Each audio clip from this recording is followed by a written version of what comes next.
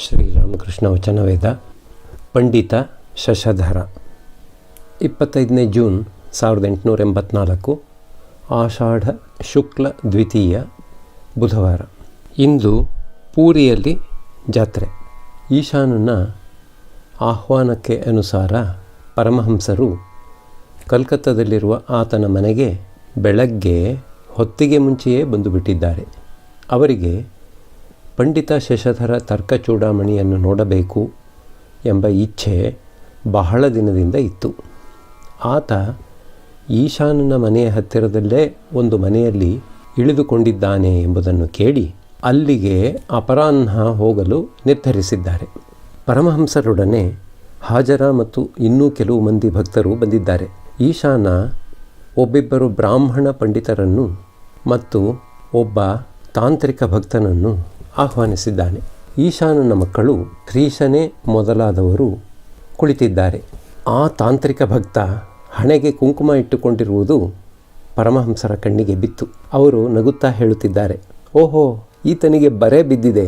ಈಗ ಮಾಸ್ಟರ್ ಮತ್ತು ನರೇಂದ್ರ ಕೊಠಡಿಗೆ ಬಂದು ಪರಮಹಂಸರಿಗೆ ಪ್ರಣಾಮ ಮಾಡುತ್ತಿದ್ದಾರೆ. ತಾವು ಈಶಾನನ ಮನೆಗೆ ಇಂದು ಹೋಗುವುದಾಗಿ ಮೊದಲೇ ಪರಮಹಂಸರು ಮಾಸ್ಟರಿಗೆ ತಿಳಿಸಿದ್ದರು. ಊಟಕ್ಕೆ ಬಡಿಸುವುದು ಹೊತ್ತಾದುದರಿಂದ ಪರಮಹಂಸರು ತಮಾಷೆ ಮಾಡಲಾರಂಭಿಸಿದ್ದಾರೆ. ಹಸಿವು ಎಂಬತಕ್ಕದ್ದು ಎಷ್ಟು ಬಲಯುತವಾದದ್ದು ಎಂಬುದರ ಸಂಬಂಧವಾಗಿ ಒಬ್ಬ ಪಂಡಿತ ಒಂದು ಸಂಸ್ಕೃತ ಶ್ಲೋಕವನ್ನು ಹೇಳುತ್ತಿದ್ದಾನೆ. ಅದನ್ನು ವ್ಯಾಖ್ಯಾನ ಮಾಡುತ್ತಾ ಆತ ಹೇಳುತ್ತಿದ್ದಾನೆ, ದರ್ಶನಾದಿ ಶಾಸ್ತ್ರಗಳಿಗಿಂತ ಕಾವ್ಯ ಮನೋಹರವಾದದ್ದು. ಕಾವ್ಯ ಪಠನೆಯಾಗುವಾಗ ಜನರಿಗೆ ಅನಿಸುತ್ತದೆ ವೇದಾಂತ, ಸಾಂಖ್ಯ, ನ್ಯಾಯ, ಪಾತಂಜಲ ಈ ವರ್ತನೆಗಳೆಲ್ಲ ಶುಷ್ಕ ಎಂಬುದಾಗಿ. ಕಾವ್ಯಕ್ಕಿಂತ ಸಂಗೀತ ಮನೋಹರವಾದದ್ದು. ಸಂಗೀತ ಕಲ್ಲಿನಂಥ ಹೃದಯಗಳನ್ನೂ ಕರಗಿಸಿಬಿಡುತ್ತದೆ. ಆದರೆ ಸುಂದರಿ ಸಂಗೀತಕ್ಕಿಂತಲೂ ಹೆಚ್ಚು ಆಕರ್ಷಕವಾದ ವಸ್ತು. ಆಕೆ ಏನಾದರೂ ಹತ್ತಿರ ಸುಳಿದಳು ಎಂದರೆ ಕಾವ್ಯ ಸಂಗೀತ ಎರಡೂ ಒಂದು ಮೂಲೆಗೆ ಬಿದ್ದುಕೊಳ್ಳುತ್ತದೆ. ಇಡೀ ಮನಸ್ಸು ಆ ಯುವತಿಯ ಕಡೆಗೆ ಹರಿದು ಹೋಗಿಬಿಡುತ್ತದೆ. ಆದರೆ ಯಾವಾಗ ಹಸಿವಾಗುವುದೋ, ಜಠರಾಗ್ನಿ ಪ್ರಜ್ವಲಿಸುವುದೋ ಆಗ ಕಾವ್ಯ, ಸಂಗೀತ, ಯುವತಿ ಯಾವುವೂ ರುಚಿಸವು. ಅನ್ನಚಿಂತೆ ಚಮತ್ಕಾರವಾದದ್ದು.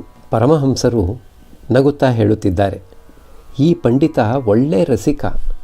ಈಗ ನರೇಂದ್ರ ಹಾಡಲಾರಂಭಿಸಿದ್ದಾನೆ. ಸ್ವಲ್ಪ ಹೊತ್ತು ಹಾಡನ್ನು ಕೇಳಿ ಪರಮಹಂಸರು ಮೇಲ್ಮಹಡಿಗೆ ವಿಶ್ರಮಿಸಿಕೊಳ್ಳಲು ಹೋಗುತ್ತಿದ್ದಾರೆ. ಮಾಸ್ಟರ್ ಮತ್ತು ಶ್ರೀಶ ಅವರನ್ನು ಹಿಂಬಾಲಿಸುತ್ತಿದ್ದಾರೆ.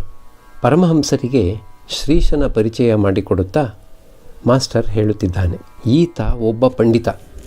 ಈತನದು ಅತಿಶಯವಾದ ಶಾಂತ ಪ್ರಕೃತಿ.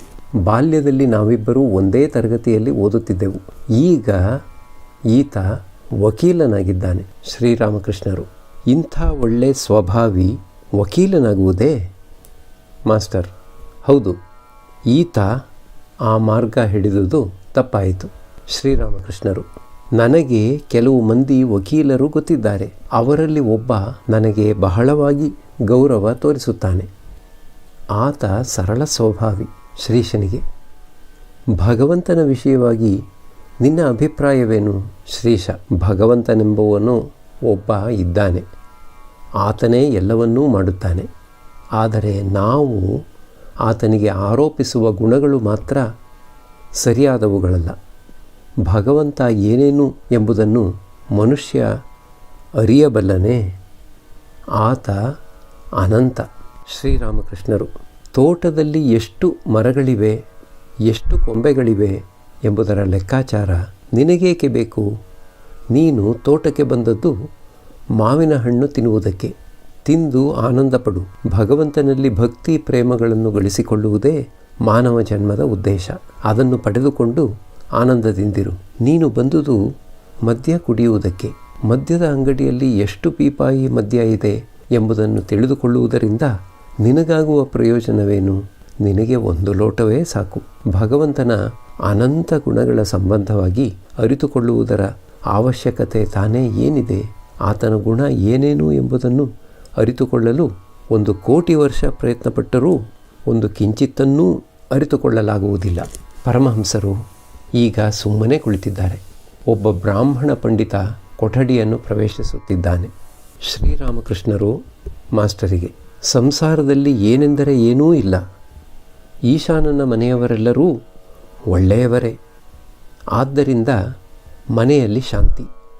ಅದು ಹಾಗಿಲ್ಲದೆ ಮಕ್ಕಳು ವಿಷಯ ಲಂಪಟರಾಗಿಯೂ, ಗಾಂಜಾಖೋರರಾಗಿಯೂ, ಕುಡುಕರಾಗಿಯೂ, ಅವಿಧೇಯರಾಗಿಯೂ, ಇನ್ನೂ ಅನೇಕ ದುರ್ಗುಣಗಳಿಂದ ಕೂಡಿದವರಾಗಿಯೂ ಇದ್ದಿದ್ದರೆ ಆಗ ಈತನ ದುಃಖ ದುರಿತಗಳಿಗೆ ಕೊನೆಯೇ ಇರುತ್ತಿರಲಿಲ್ಲ.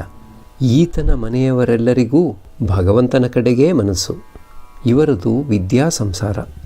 ಈ ವಿಧದ ಸಂಸಾರ ಬಹಳ ವಿರಳ.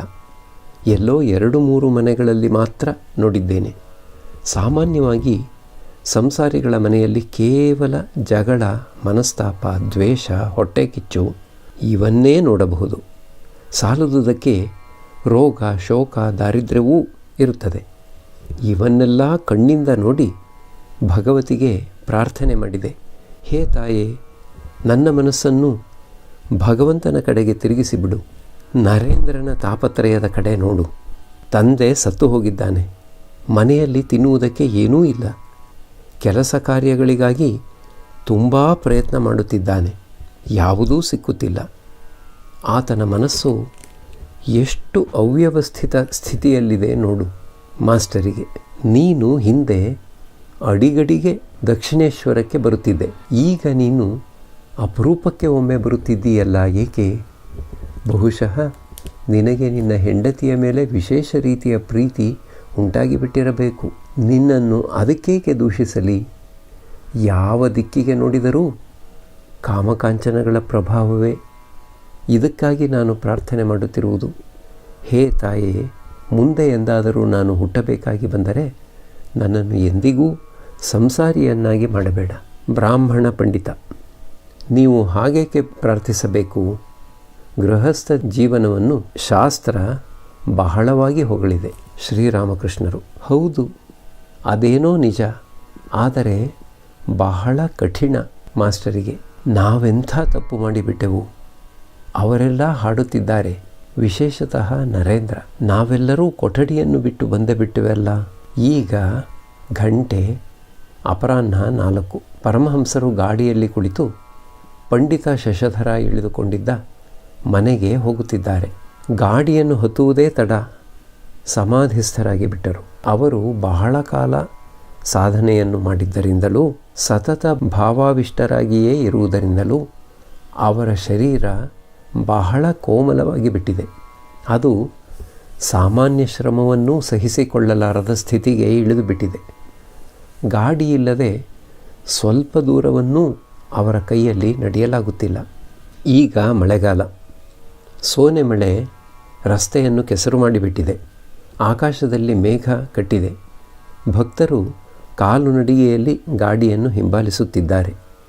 ಗಾಡಿ ಆ ಮನೆಯ ಹತ್ತಿರಕ್ಕೆ ಬಂದ ಒಡನೆಯೇ ಮನೆಯ ಯಜಮಾನ ಮತ್ತು ಆತನ ಮನೆಯವರೆಲ್ಲರೂ ಪರಮಹಂಸರನ್ನು ಎದುರುಗೊಂಡು ಅವರನ್ನು ಈಗ ಮಹಡಿಯಲ್ಲಿರುವ ಬೈಠಕ್ ಖಾನೆಗೆ ಕರೆದುಕೊಂಡು ಹೋಗುತ್ತಿದ್ದಾರೆ.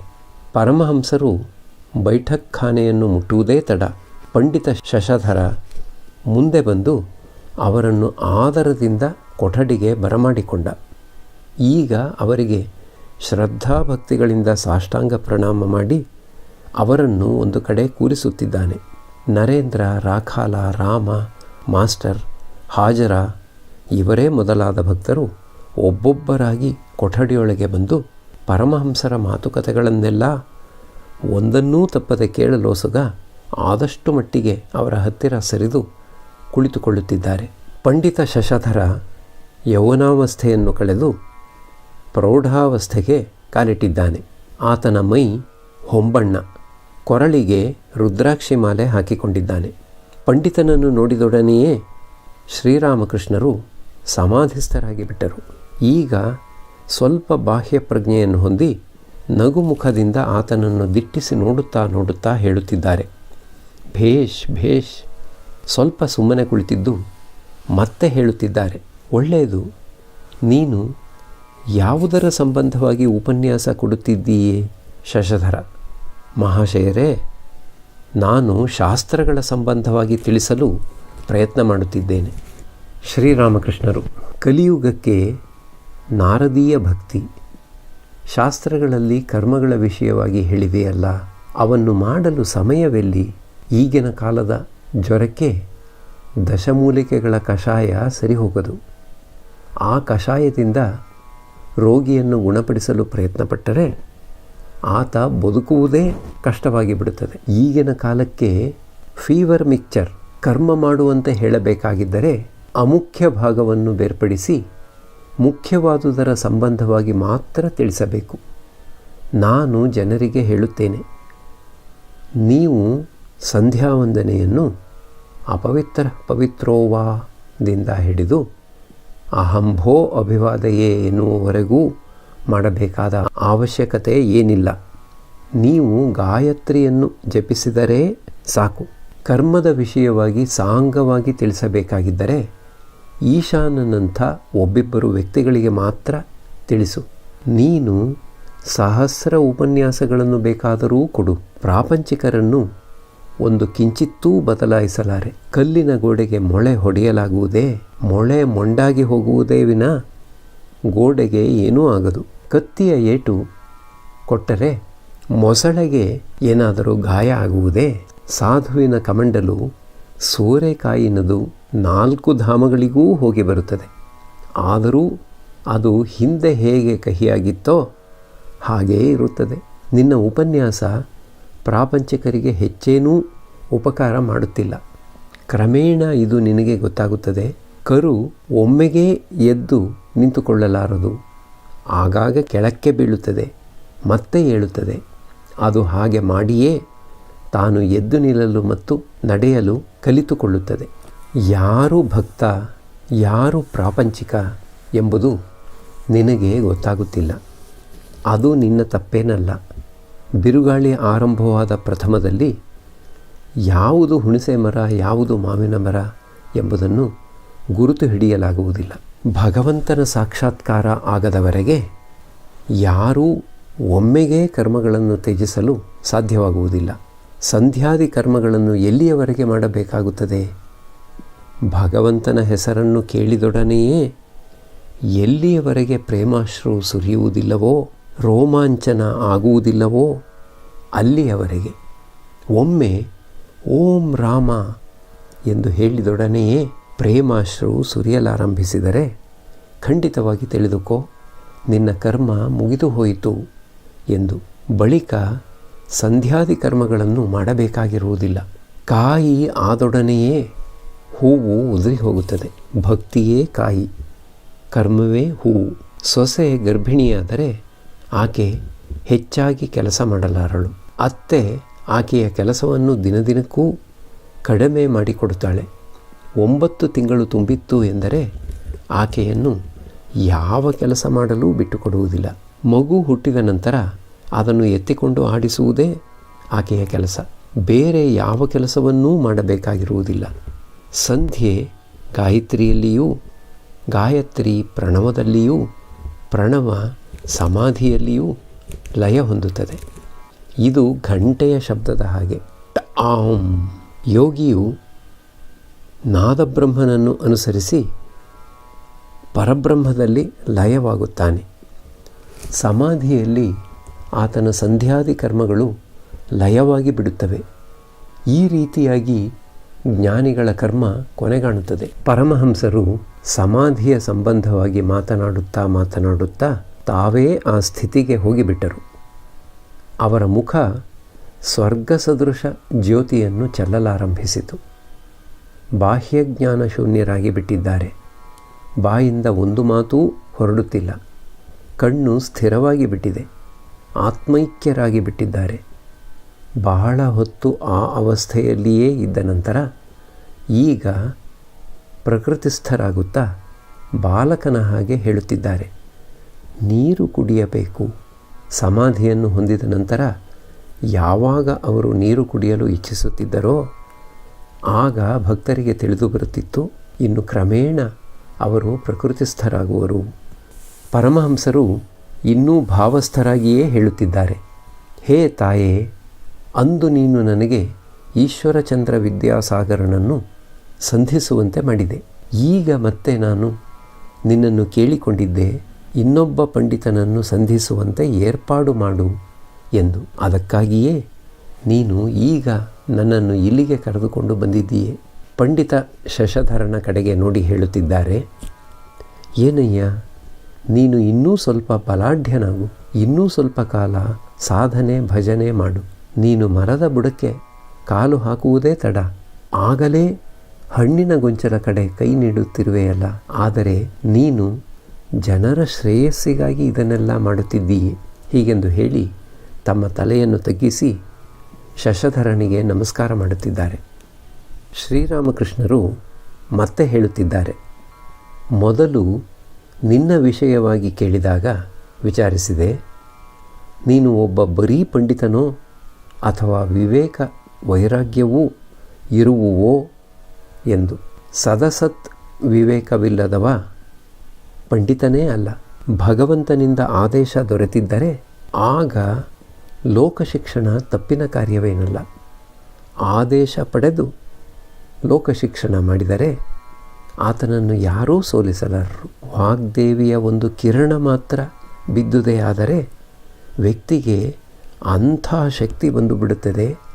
ಆತನೆದುರು ದೊಡ್ಡ ದೊಡ್ಡ ಪಂಡಿತರೆಲ್ಲ ಎರೆಹುಳುವಿನಂತೆ ಆಗಿಬಿಡುತ್ತಾರೆ. ದೀಪ ಉರಿಯುತ್ತಿದ್ದರೆ ದೀಪದ ಚಿಟ್ಟೆ ಗುಂಪು ಗುಂಪಾಗಿ ತಾವೇ ಬರುತ್ತವೆ, ಆಹ್ವಾನವೀಯಬೇಕಾಗಿರುವುದಿಲ್ಲ. ಅದೇ ರೀತಿ ಯಾರಿಗೆ ಆದೇಶ ದೊರೆತಿದೆಯೋ ಆತ ಜನರನ್ನು ಕರೆಯಬೇಕಾಗಿರುವುದಿಲ್ಲ. ಇಂಥ ಸಮಯದಲ್ಲಿ ಉಪನ್ಯಾಸ ಎಂದು ಪ್ರಕಟಣೆ ಹೊರಡಿಸಬೇಕಾಗಿರುವುದಿಲ್ಲ. ಆತನಲ್ಲಿ ಅಂಥ ಅತಿಮಾನುಷ ಆಕರ್ಷಕ ಶಕ್ತಿ. ಜನರು ತಾವಾಗಿಯೇ ಬಂದು ಆತನನ್ನು ಮುತ್ತುತ್ತಾರೆ. ಆಗ ರಾಜಮಹಾರಾಜರು ಬಾಬುಗಳು ಎಲ್ಲರೂ ಗುಂಪು ಗುಂಪಾಗಿ ಬರಲಾರಂಭಿಸುತ್ತಾರೆ. ಬಂದು ಕೇಳಲಾರಂಭಿಸುತ್ತಾರೆ, ತಾವು ಏನನ್ನು ಸ್ವೀಕರಿಸಲು ಸಾಧ್ಯ? ಮಾವಿನ ಹಣ್ಣು, ಸಂದೇಶ, ಹಣ, ಶಾಲು ಇವನ್ನೆಲ್ಲ ತಂದಿದ್ದೇವೆ. ತಾವು ಯಾವುದನ್ನು ಕೃಪೆಯಿಟ್ಟು ಸ್ವೀಕರಿಸಬಲ್ಲಿರಿ? ನಾನು ಅಂಥವರಿಗೆಲ್ಲ ಹೇಳುತ್ತೇನೆ, ದಯವಿಟ್ಟು ನೀವು ಇಲ್ಲಿಂದ ಹೊರಡಿ. ನನಗೆ ಅವು ಯಾವುವೂ ಬೇಕಾಗಿಲ್ಲ, ನನಗೇನೂ ಬೇಕಾಗಿಲ್ಲ. ಸೂಜಿಗಲ್ಲು ಕಬ್ಬಿಣಕ್ಕೆ ಹೇಳುವುದೇ ನನ್ನ ಹತ್ತಿರಕ್ಕೆ ಬಾ ಎಂದು. ಅದು ಹಾಗೇನೂ ಮಾಡಬೇಕಾಗಿಲ್ಲ. ಕಬ್ಬಿಣ ತಾನಾಗಿಯೇ ಸೂಜಿಗಲ್ಲಿನ ಆಕರ್ಷಣದಿಂದ ಅದರ ಕಡೆಗೆ ಹಾರಿ ಬರುತ್ತದೆ. ಈ ವಿಧದ ವ್ಯಕ್ತಿ ಪಂಡಿತನಾಗಿಲ್ಲದಿರಬಹುದು, ಹಾಗೆಂದು ಭಾವಿಸಿಕೊಳ್ಳಬೇಡ. ಆತನಿಗೆ ಜ್ಞಾನಾಭಾವವಿರದು ಎಂಬುದಾಗಿ. ಪುಸ್ತಕ ಓದಿ ಜ್ಞಾನಿಯಾಗಲು ಸಾಧ್ಯವೇ? ಯಾರಿಗೆ ಭಗವಂತನ ಆದೇಶ ದೊರೆತಿದೆಯೋ ಆತನಿಗೆ ಜ್ಞಾನಾಭಾವವಿರದು. ಆ ಜ್ಞಾನ ಭಗವಂತನಿಂದ ಬರುತ್ತದೆ, ಎಂದಿಗೂ ಬರಿದಾಗದು. ಕಾಮಾರ ಪುಕುರಿನಲ್ಲಿ ಧಾನ್ಯ ಅಳೆಯುವಾಗ ಒಬ್ಬ ಅಳೆಯುತ್ತಾ ಇರುತ್ತಾನೆ, ಇನ್ನೊಬ್ಬ ರಾಶಿಯನ್ನು ತಳ್ಳಿಕೊಡುತ್ತಾ ಇರುತ್ತಾನೆ. ಅದೇ ರೀತಿ ಯಾರಿಗೆ ಆದೇಶ ದೊರೆಯುತ್ತದೆಯೋ ಆತ ಎಷ್ಟೇ ಲೋಕಶಿಕ್ಷಣವನ್ನು ಮಾಡುತ್ತಿದ್ದರೂ ಭಗವತಿ ಹಿಂದಿನಿಂದ ಜ್ಞಾನರಾಶಿಯನ್ನು ತಳ್ಳಿಕೊಡುತ್ತಲೇ ಇರುತ್ತಾಳೆ. ಆ ಜ್ಞಾನ ಎಂದಿಗೂ ಮುಗಿದು ಹೋಗದು. ಭಗವತಿಯ ಕಟಾಕ್ಷ ಒಮ್ಮೆ ದೊರೆತುದೇ ಆದರೆ ಬಳಿಕ ಜ್ಞಾನಾಭಾವ ಇರುವುದಿಲ್ಲ. ಇದಕ್ಕಾಗಿಯೇ ನಿನ್ನನ್ನು ಕೇಳುತ್ತಿದ್ದೇನೆ, ನಿನಗೇನಾದರೂ ಆದೇಶ ದೊರೆತಿದೆಯೇ ಎಂದು. ಹಾಜರ: ಹೌದು, ಖಂಡಿತವಾಗಿಯೂ ದೊರೆತಿರಬೇಕು. ಶಶಧರನಿಗೆ: ಏನು ಮಹಾಶಯರೇ, ನಾನು ಹೇಳುವುದು ಸರಿ ತಾನೇ? ಶಶಧರ: ಆದೇಶವೇ ಇಲ್ಲ, ಅಂಥದ್ದೇನೂ ದೊರೆತಿಲ್ಲ. ಮನೆಯ ಯಜಮಾನ: ಆದೇಶ ದೊರೆತಿಲ್ಲವೇನೋ ನಿಜ, ಆದರೆ ಕರ್ತವ್ಯ ದೃಷ್ಟಿಯಿಂದ ಉಪನ್ಯಾಸ ಕೊಡುತ್ತಿದ್ದಾನೆ.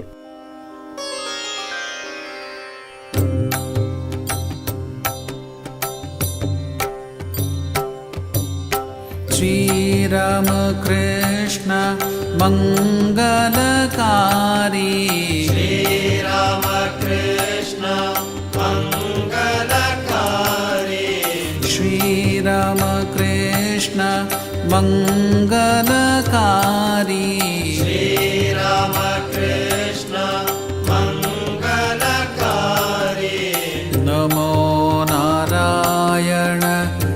भवदुःखहारी नमो नारायण भवदुःखहारी नमो नारायण भवदुःखहारी नमो